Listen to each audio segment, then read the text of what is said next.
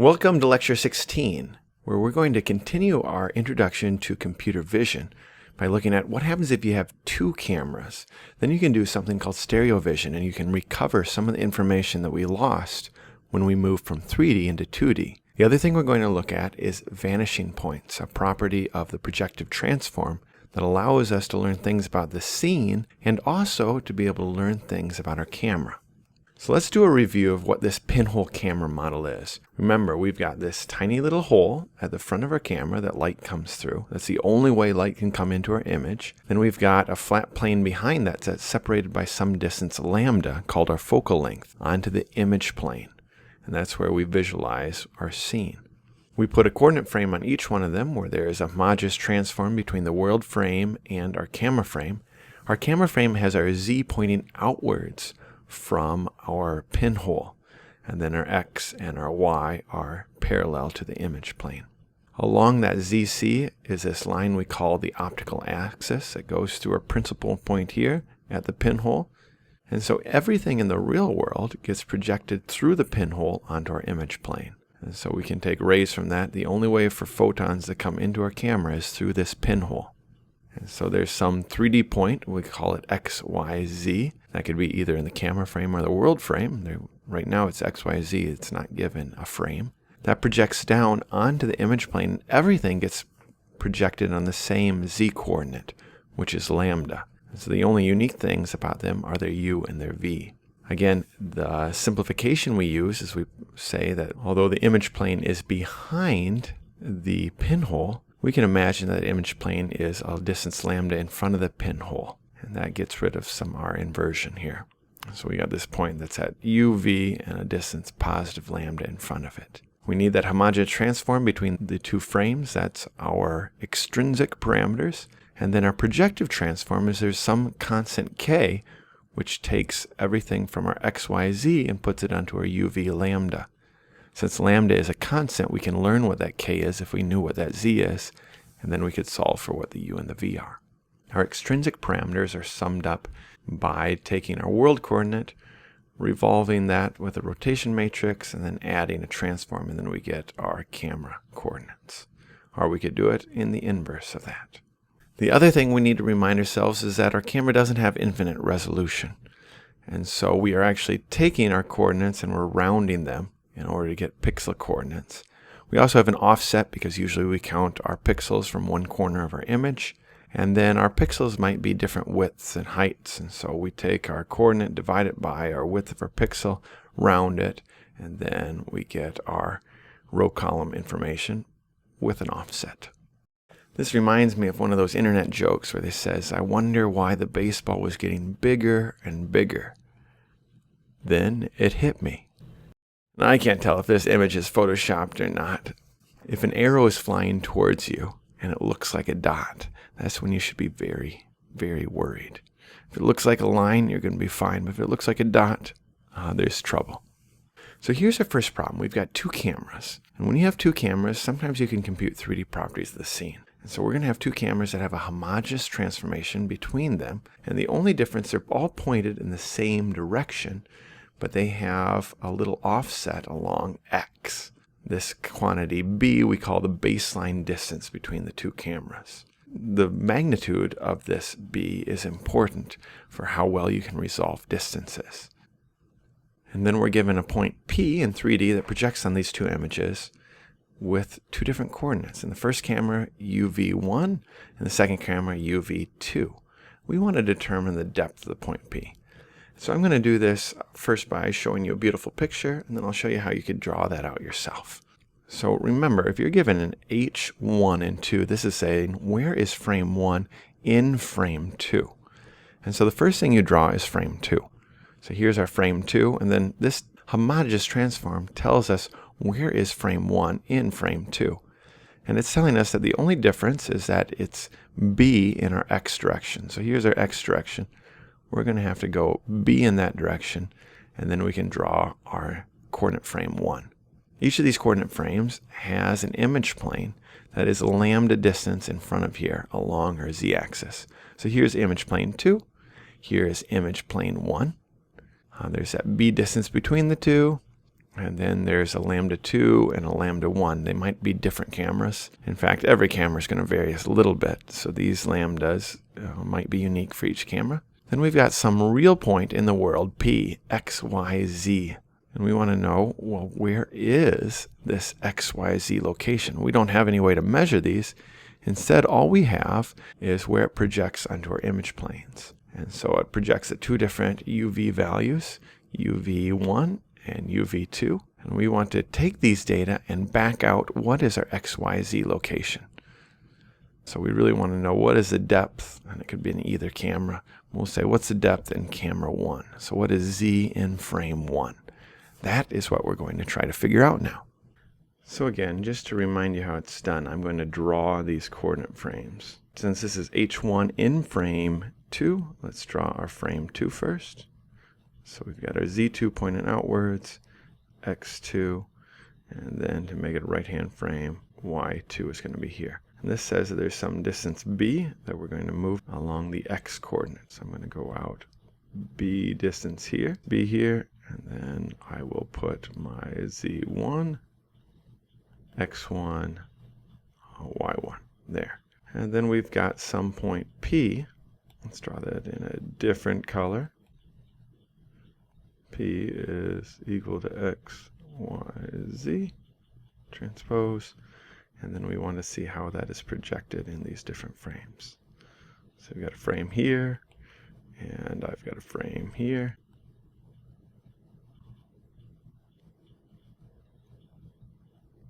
It's projected right into here to two different points. And again, these are different lambdas. This is lambda 2, and this over here is lambda 1.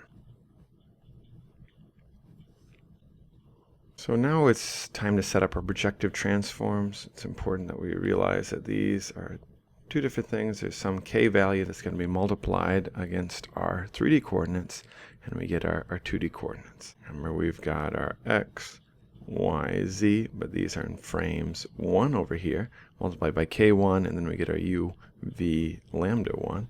Whereas over here, we've got our x, y, z is the same point, but it's in frame 2. And so now we can solve for what k2 is. K2 is equal to lambda 2 divided by z2. Very similarly, on the other side, we have that k1 is equal to lambda 1 divided by z in frame 1. Now the next thing we need to do is get some transformation between frame 1 and frame 2. So let's get our transform from these two frames. We've got our x, y, z, and these are in 2, 2, 2, is equal to x1, y1, z1.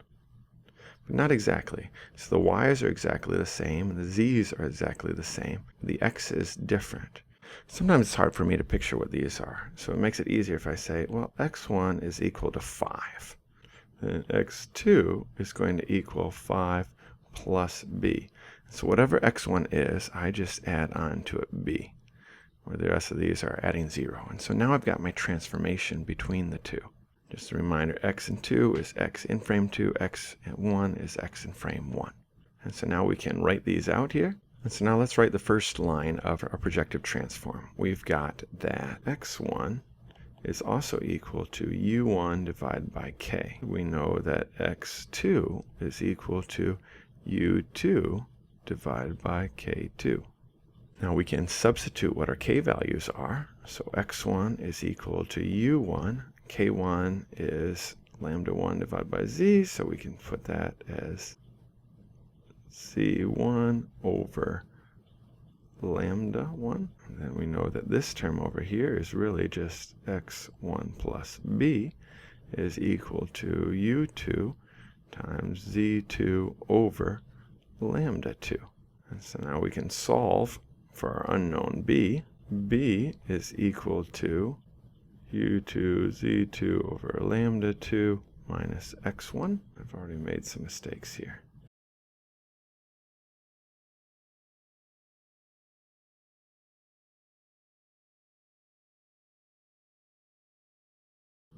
My other change that I can do is I know that z2 is equal to z1. So I can put that in here and say b is equal to u2 times z1 lambda 2 minus x1. Now I've got two equations here. I can take this x1 and I can substitute it in here. And I have that b is equal to u2 z1 over lambda 2 minus z1 over lambda 1 u1. And now this is not what I wanted to solve. What I wanted to solve for was what is z1. But I can pull that out. Not too bad. So I have b is equal to z1 times u2 over lambda 2 minus u1 over lambda 1. And so z1 is equal to quantity b over u2 over lambda 2 minus u1 over lambda 1. And so how does this matter? Well, this b tells us something about our resolution that we get in our z. And so the bigger we make b, the more resolution we have for what this z value is. And so that's why if you want to see something that's very far away, then it'd be better if your eyeballs were separated. All right, so if we're doing a tracking of incoming missiles, we want our two radar dishes spaced far apart. There's some good images of these devices. And here's that math just in higher resolution. And our goal right here, what is z1? Well, it's just given by the baseline divided by our coordinates, just in the x, divided by our two different focal lengths. So now let's talk about another concept. So imagine we've got a flat ground plane in our world, and that there are two parallel lines that are drawn on that ground plane. Then we've got our camera, which has its optical center, that pinhole at location O, which defines an image plane in front of it, some distance lambda. Now, every point on this parallel line, if it's visible, gets projected onto the image plane. So the points right at the edge get projected down onto the image plane. As we move farther on the parallel lines, those also get projected onto the image plane. And we can continue that. And so these lines in the real world, lines in 3D, are projected into 2D lines in our image plane. We can do the same thing with the other parallel line. We take each point and project it through O, and that gives us, again, a line in the image plane. However, this line intersects our first line, and that point where they intersect, that point is called the vanishing point. And so there are some nice properties of this vanishing point that we're going to explore. So in general, if you want to talk about two parallel lines in 3D, all you need for that is to have one point, which we'll call xi, yi, zi, and then you need a unit vector, which I'm going to call ui, and then you multiply it by some gamma, where this gamma is a parameter that can go between negative infinity and positive infinity. And so if you think about this, if I just give you a point and I tell you a direction, and then if you can go plus and minus for infinite distance in either way, then you get a line. This is a nice definition of a line. We want to show that if two lines are parallel, that is, if they have the same unit vector, then the projection of these two lines in an image intersects at a single point. And we call that point the vanishing point. So let's go ahead and let's write that out, and then we're going to derive two lessons from this that we can use. But here are some stock images just showing what a vanishing point looks like. Okay, so let's go ahead and let's write in what our projective transform's in. So we've got our xi plus gamma ux, we've got our yi plus gamma uy, and we've got our zi plus gamma uz. These all project down into our u, v, and lambda, all parameterized by our gamma thing. But this here is a constant. And so then we can solve for k. Remember, k is equal to lambda divided by z. That's our projective transform. So we can see right over here, this is going to be k times x, or we could write that as lambda times x over z. And then we just have to put in everything for that. We've got lambda, and then our x value is xi plus gamma ux, and then our zi plus gamma uz. Similarly, this is going to be just k times our y value, which is lambda times y over z, which is equal to lambda times the quantity yi plus gamma uy over zi plus gamma uz. So nothing confusing so far. Now the interesting thing is what happens as we take our gamma to infinity. So as we take our gamma to infinity, that's the same as taking the limit as gamma goes to infinity of this quantity, where we get xi plus gamma ux over zi plus gamma uz, all times quantity lambda. Right, now we've got our gamma is going to infinity. It's very hard to talk about things going to infinity. So instead we're going to take everything and divide it by gamma, the top and the bottom. So we get xi over gamma plus ux divided by zi over gamma plus uz times lambda. And we want the limit as gamma goes to infinity. And so now it becomes easy to do this because these quantities are going to go to 0. Easy now to see that this is just going to be lambda times ux over uz. So this is the unit vector. We're going to do the limit as gamma goes to infinity of our second quantity. Remember, that's this thing right here. Gamma times yi plus gamma uy divided by zi plus gamma uz. This trip right here, that's blowing up to infinity. We don't like that, so we're going to divide top and bottom by gamma. We get lambda times yi over gamma over zi divided by gamma plus uy plus uz, and again we get the same thing. So again, this is the limit.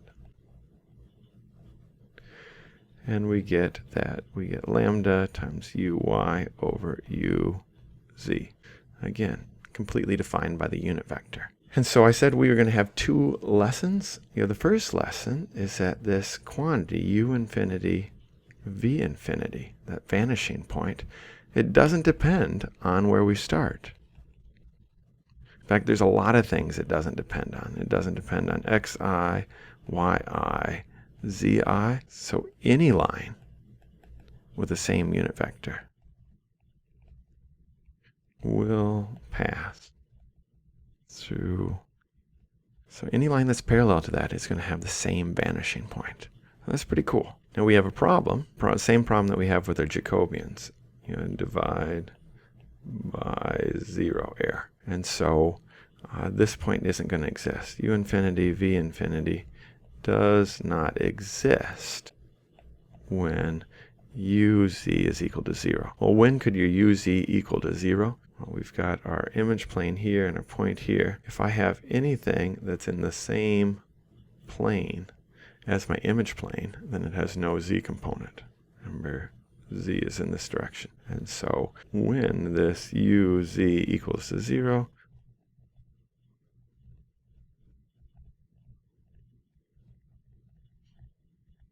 so when that uz is equal to 0, these lines are all on this plane, and this plane here is parallel to the image plane. And when that happens, the parallel lines remain parallel in the image and they never intersect. So here is that information just in higher resolution because I've typed it.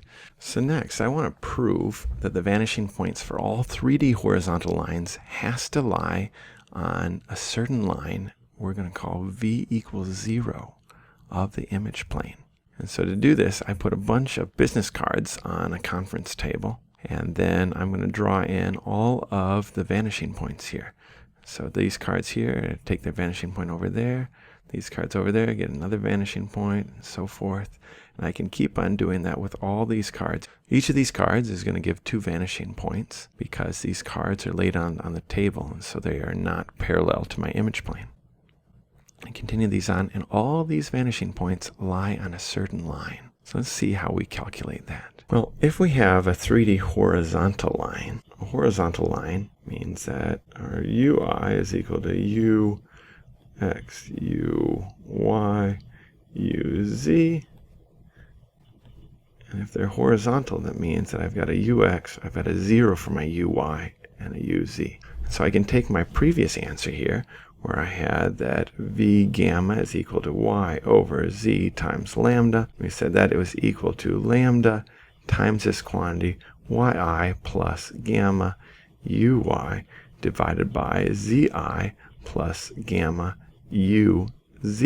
But since this quantity here is 0, again, we're going to go to our v infinity is equal to the limit as gamma goes to infinity, which we said was equal to yi plus gamma uy over zi plus gamma uz times lambda, which we simplified by taking this and dividing the top and the bottom by gamma. So yi divided by gamma over zi over gamma plus uy plus uz times lambda. And so we got that v infinity was equal to uy over uz times lambda. However, this quantity right here is 0, and so we have that this is equal to 0 over uz lambda, which is equal to 0. So all horizontal lines converge to a point with v infinity equals 0. So all horizontal lines, they vanish at a point along the line v equals 0 in the image. We call that line the horizon line. And if you don't believe that, then go outside and look into the distance. Hopefully you never think about that the same way again. So here's that same information, but presented in typed resolution. Let's see how that impacts us. So you can draw a lot of things just by obeying these rules of the projective transformation. So we have the horizon line here. Now all parallel lines on this plane are going to vanish at the horizon line. So will all these points on this building. So buildings are great for seeing this. All these lines are having these vanishing points from this plane, because this is the whole plane. Everything on this plane vanishes here. Everything on this plane here is going to vanish at this point here, and everything on this plane, no matter which direction these parallel lines, are going to vanish on this horizon line. So this is an example that's called two-point perspective. If you have a high horizon line, then that makes you feel like you're a superhero or a bird's eye view. I just rewatched The Matrix. There's a lot of this going on there. Let's talk a little bit about perspective. So this is 3 cubes from 3 different perspectives. This one on the left, this blue box is parallel to my image plane. I only get vanishing points from these 2 sides, and they go to a single point. So this vanishing point, I've got 1, so we call this a 1-point perspective. Over here, I've moved myself a little bit, but this line right here and these lines on the edge are still parallel with my image plane. And so these points go over to this vanishing point over here, these to that vanishing point. And so we've got 2 vanishing points. This is 2-point perspective. Now if I tilt my camera with respect to these, now I'm not parallel to any of the lines in that cube. And so I get 1, 2, 3 vanishing points. So this is called 3-point perspective. With these 3 tricks, now you can start to draw things that look 3-dimensional. And you'll see this everywhere. Go out and take some pictures of our beautiful city. Here's the Bank of America building. These lines here are parallel, and they all go to a vanishing point over there. We can also take the windows and go over to the edge. They've got a vanishing point, and so does the other plane. And so since my camera is not in line with this image, I get 3 different vanishing points. If I zoom out, it's a little bit easier to see that. So there's our first vanishing point, our second vanishing point, and our third vanishing point. We can take the intersection of these vanishing points and we can build a triangle. So anytime you have 3 sets of orthogonal lines that have vanishing points, you can form this triangle. And the very cool thing about this triangle is you can take the orthocenter. So the orthocenter, remember, we just take a line that is perpendicular to the opposite side and goes to the vertex. We do that for any 2 sides, and where they cross, that's the orthocenter. And this orthocenter is the center of projection. And if you've got a good camera, that should be in the middle of your image. But if you get a cheap camera, it's going to be more or less off from the center. But that is your center projection, and that's how you can find your center of projection.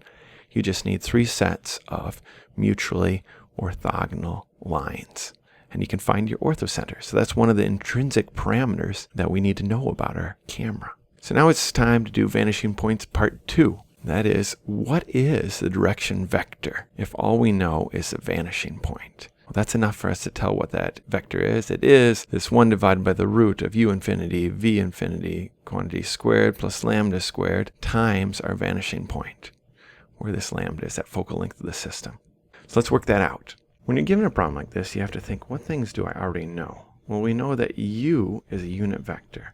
And that means that ux squared plus uy squared plus uz squared is equal to 1. We also know that u infinity, we solved that already, that's ux divided by uz times lambda, and that v infinity is uy over uz times lambda. And so since this is always a unit vector, we can input these quantities in as well. So I can square these terms, and I get ux squared over uz squared times lambda squared plus uy squared over uz squared times lambda squared plus lambda squared. Well, I can simplify that out and pull out all of my lambdas, and I can do better than that. So what I'm going to do is I'm going to multiply the top and the bottom of this by uz squared, uz squared.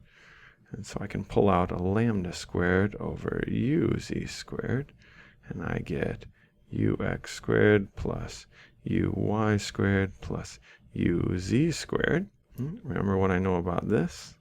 This quantity here is equal to 1. So this quantity over here is lambda squared over uz squared. And now I can rearrange this so I can solve for my unit vector. That's u infinity squared plus v infinity squared plus lambda squared. So I rearrange that, and uz squared is equal to lambda squared divided by this infinity thing, u infinity squared plus v infinity squared plus lambda squared. And now I can take the root of both sides, and I get that uz is equal to lambda over the root of u infinity squared plus v infinity squared plus lambda squared.